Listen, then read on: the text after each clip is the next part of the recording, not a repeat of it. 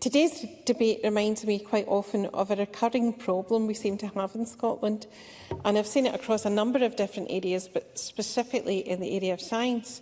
We do not talk up the incredible scientific developments taking place here enough. We're all familiar with the country's rich scientific engineering legacy.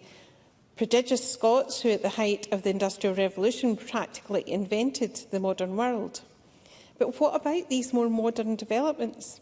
What about genuinely world-leading research in life sciences, burgeoning renewables industry, our tech sector, our games ecosystem? I recall a meeting of the cross-party group in Science and Technology that I chaired, and it focused on groundbreaking work in Scotland on quantum tech and semiconductors.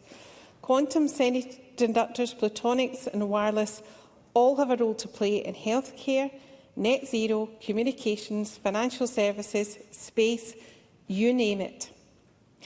We need to celebrate this work that's going on in Scotland more, and we need to recognise just how much research and development and delivery is taking place here. My colleague Kenny Gibson hosted an event last month for the Critical Technologies Supercluster, and these subsectors included photonics, quantum semiconductors, wireless and sensing technologies, but also it included hydrogen. We don't hear enough about this work. When researching for this debate, the same problem is apparent for hydrogen.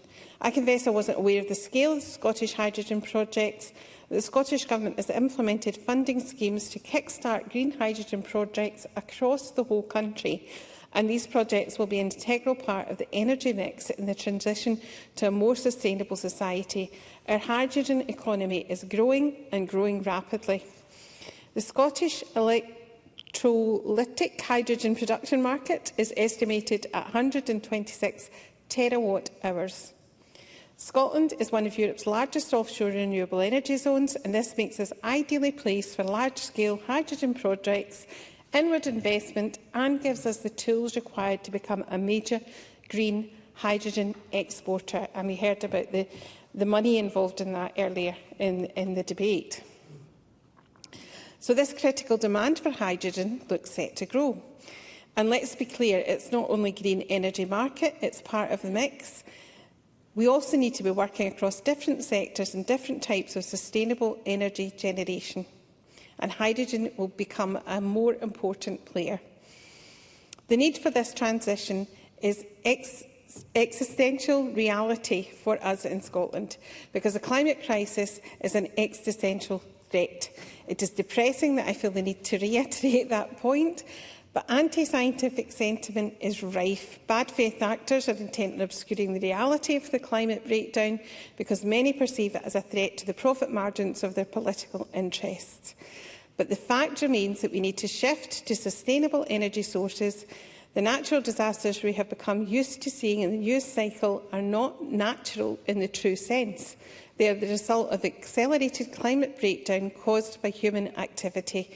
The science is clear on this, and addressing this climate crisis is both an economic and environmental necessity. Our European allies are pivoting away from their resilience on Russian gas, and this is in response to Putin's barbaric invasion of Ukraine and the threat to energy security. But it's also a reflection on the need to move to sustainable energy sources, an environmental imperative, but an economic strategy too. I first became aware of the interest in hydrogen in my first term in this Parliament when I hosted an SGN Networks event, where they were then talking about the possibility of using hydrogen in the domestic setting in Scotland, and we have now seen, with the Government's investment of £32 million into the Fife hydrogen hub for H100 Fife, that the first homes to be powered by hydrogen were opened by the First Minister in February of this year. And while I appreciate that there are concerns raised about this, I do think we have to explore these opportunities, and a proof of concept is always the first stage in working out how we might be able to roll this out around the country. That has gone from being a concept, 2011, to 2025 delivered and people using this technology in their homes. The Scottish Government has also funded 2 North Sea Alliance Scottish-German bilateral hydrogen research projects to investigate pipeline infrastructure between Scotland and Germany. I believe that this is a crucial part of what is going to be the future of energy security and energy delivery in Scotland, and I welcome everything that the Scottish Government is doing to support this industry and to create proof-of-concept projects that will put us on the starting stage of being able to roll out hydrogen across many, many different areas in industry and in our domestic homes. And I look forward to seeing this developing over the coming years and it contributing to the economy of Scotland. Thank you.